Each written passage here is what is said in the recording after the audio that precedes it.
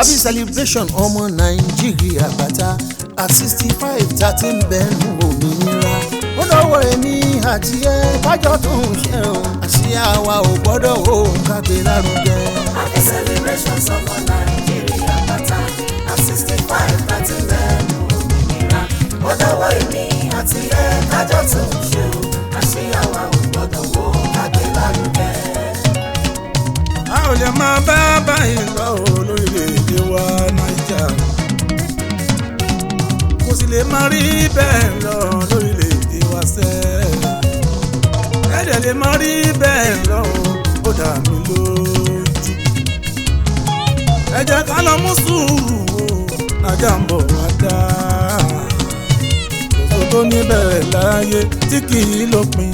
happy celebration ọmọ Nàìjíríà pátá at 65 láti bẹ̀rù òmìnira ó dọ̀wọ́ èmi àti ẹ kájọ tún ṣe o àṣeyàwó gbọ́dọ̀ wo kágbé lárugẹ.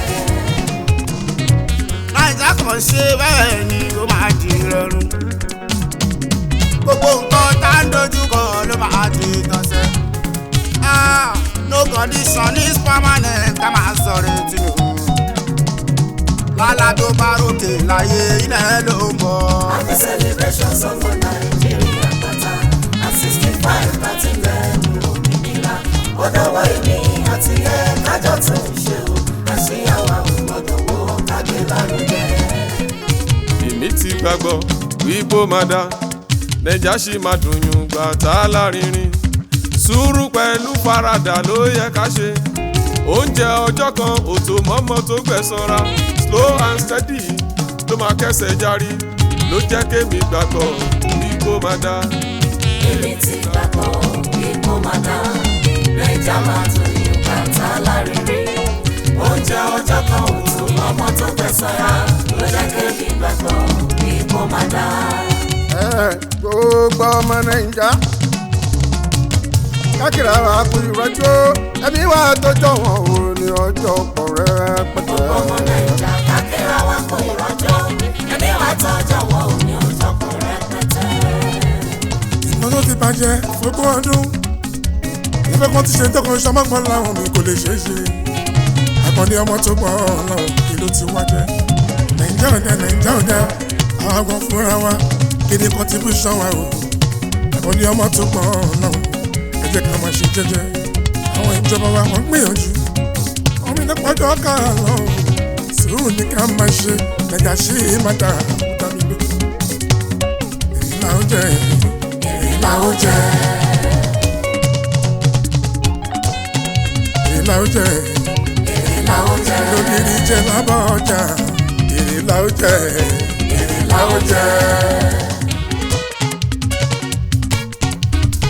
ọ̀rọ̀ ṣùnùkùn ló dé lẹ́yìn o ẹ̀gbọ́rọ̀ mi ojú ṣùnùkùn ló yẹ ká fi wò ó kó lè yé àwọn orílẹ̀-èdè kan tí a ti mọ̀ wọ́n ṣe wọ́n rí ìlú wọn tó dábẹ́ nígbàlejò wọn dábí edu wọ́n fojú iná àmọ́ níkẹyìn gbádùn-dé wọ́n fara dàyà pẹ̀lú gbódùn yẹn bó ṣe gbọ́ tó torí ìnira ọ̀rọ̀ Ọlọ́run sọ pé dẹ̀kun ni tó bá dára tọ́wọ́n ò ní wáwà tí a ò ní dòkú o.